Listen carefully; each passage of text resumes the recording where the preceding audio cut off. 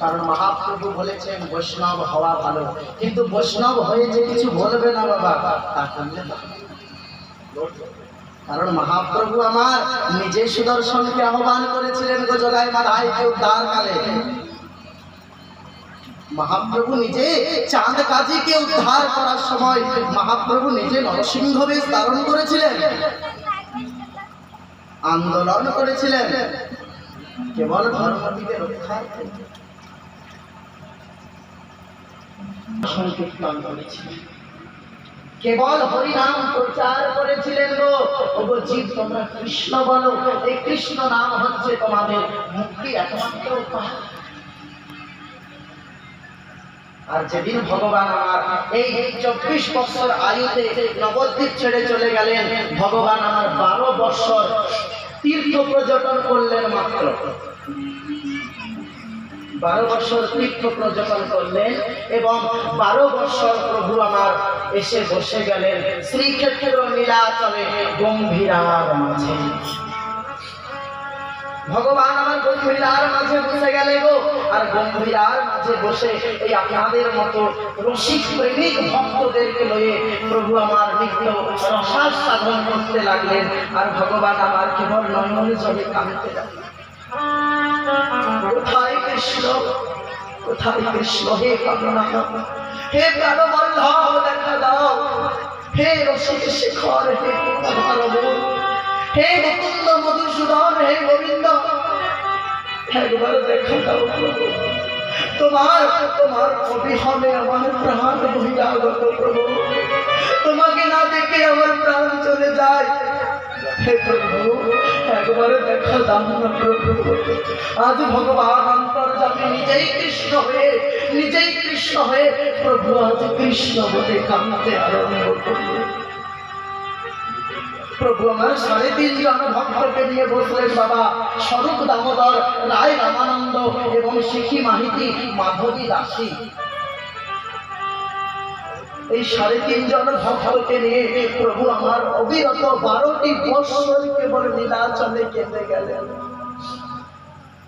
নীলাচলে কেবল কেঁদে গেলেন।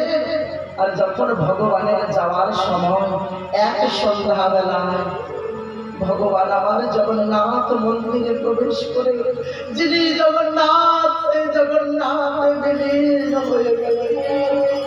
একদিন সব ছেড়ে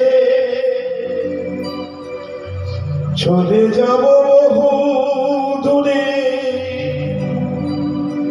কোনদিন ফিরে আসিব না, কোনদিন ফিরে আসিব না। একদিন সব ছেড়ে ওগো দয়াময়, আর কি দেখা পাবো,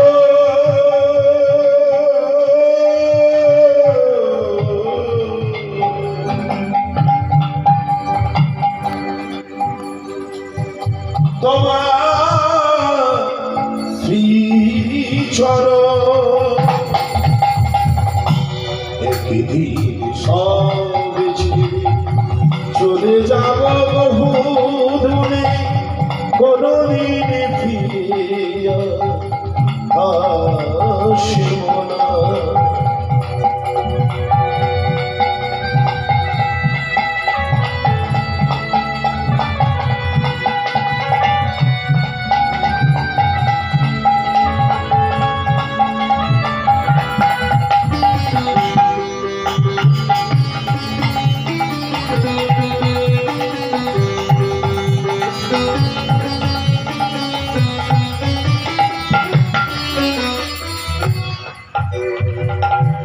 একাকী আধার ঘরে তোমাকে মনে পড়ে, চোখের জলে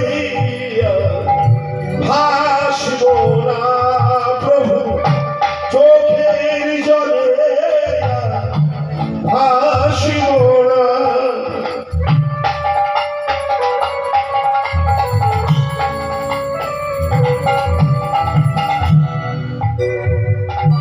একাকী আধার ঘরে তোমাকে মনে পড়ে চোখের জলে ভাসিব না প্রভু চোখের জলে ভাসিব না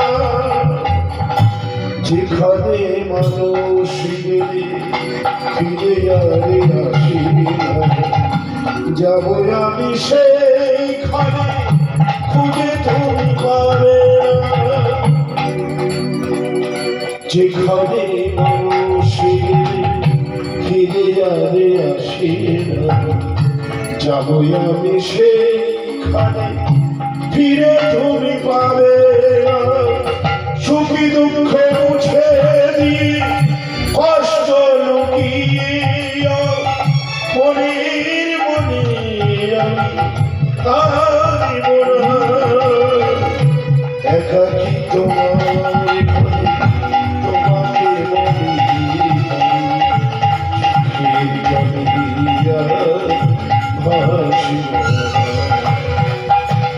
একদিন সব ছেড়ে যাব আমি বহু দূরে ফিরে আর কোনদিন